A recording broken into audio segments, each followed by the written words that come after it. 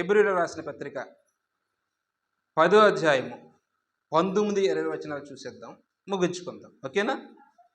ఎంత టైం అయింది ఇప్పుడు? ఓకే. సహోదరులారా,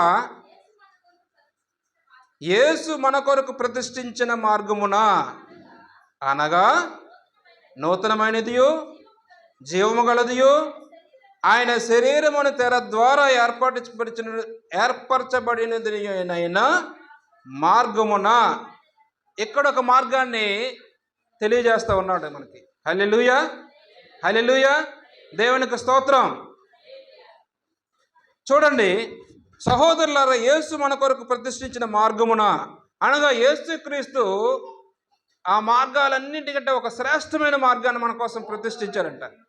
ఆ మార్గం ఎటువంటిదని అంటే, ఇంతకు ముందు చెప్పబడినటువంటి మార్గాలన్నింటికంటే అవి పాత మార్గాలైతే ఇదేమో క్రొత్త మార్గము, నూతనమైనది, నూతనమైన మార్గము, నూతనమైన మార్గము, నూతన నిబంధన, నూతన సృష్టి, నూతన జీవము.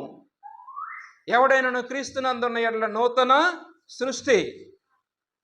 ఈ నూతన సృష్టికి, నూతన యెరూషలేముకి, నూతనమైనటువంటి భూమికి, ఆకాశానికి కావలసినటువంటి మార్గాన్ని ఇప్పుడు దేవుడు ఒక మార్గాన్ని ప్రతిష్ఠిస్తూ ఉన్నాడు. ఏమిటా మార్గం అని అంటే, సహోదరులారా, యేసు మన కొరకు ప్రతిష్ఠించిన మార్గము, అది ప్రతిష్ఠించినటువంటి మార్గము. ఆ మార్గం కంటే ఇంకొక వేరు మార్గంలో నీవు వెళ్ళావనంటే ఆ నూతన యెరూషలేముకి చేరేటటువంటి ప్రసక్తే లేదు.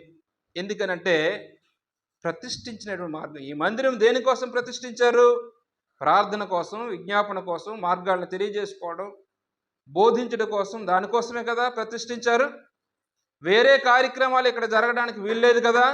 అలాగే యేసుక్రీస్తు అయితే ఒక మార్గాన్ని ఏర్పాటు చేశాడు. ఇంతకు ముందు లాంటి మార్గాలు కాదంట. ఆ మార్గం ఏంటనంటే ఆయన శరీరం ద్వారా ఏర్పాటు చేశాడంట. హల్లెలూయా, హల్లెలూయా. యేసు మన కొరకు ప్రతిష్ఠించిన మార్గము అనగా ఈ మార్గము నూతనమైనటువంటి మార్గము, జీవము గల మార్గము, ఆయన శరీరమును తెర ద్వారా ఏర్పరిచినటువంటి మార్గము, ఆయన రక్తము వలన పరిశుద్ధ స్థలమునందు ప్రవేశించుటకు మనకు ధైర్యముగా ఉన్నాం ఇప్పుడు. హల్లెలూయా, హల్లెలూయా. ఎందుకు ఆయన శరీరమైన మార్గము మనకు ఏర్పాటు చేశాడనంటే, ఇంతకు ముందు మార్గాల కంటే ఇది నూతనమైనది. ఎందుకనంటే ఒక శరీరాన్ని ఒక మార్గం ఏర్పాటు చేశాడనంటే ఆ శరీరంలో ఏదో ఉంది, ఆ శరీరంలో ఏదో ఉంది. ఆ శరీరంలో ఏముందో కొలస్సీలకు రాసిన పత్రిక 2వ అధ్యాయము, కొలస్సీనా ఫిలిప్పీలకు రాసిన పత్రిక 2వ అధ్యాయంలో దేవుడు ఈ విధంగా మాట్లాడుతున్నాడు. చూడండి, ఫిలిప్పీలకు రాసిన పత్రిక 2వ అధ్యాయము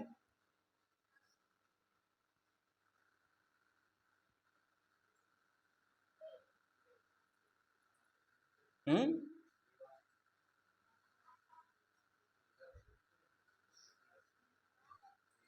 లేదా కొలస్సీలకు రాసిన పత్రిక, అది రాయడం మర్చిపోయాను. దేవత్వం యొక్క సర్వ పరిపూర్ణత ఆయన శరీరం.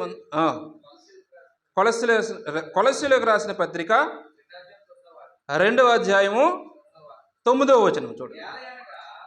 కొలస్సీలకు రాసిన పత్రిక 2వ అధ్యాయము 9వ వచనం. ఏలయనగా దేవత్వం యొక్క సర్వ పరిపూర్ణత శరీరముగా క్రీస్తునందు నివాసము చేయుచున్నది. హల్లెలూయా, హల్లెలూయా.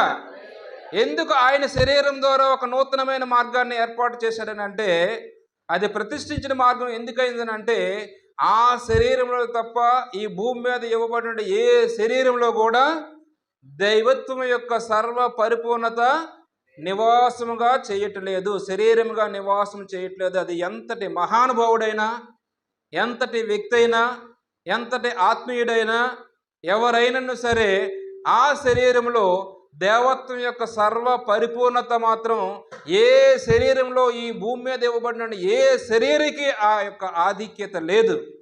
కాబట్టి నీవు ఏ శరీరం ధరించుకున్న ఏ వ్యక్తిని కూడా నీవు పూజిస్తే నీవు ప్రతిష్ఠించిన మార్గాన్ని నీవు తొలగిపోయినట్టే.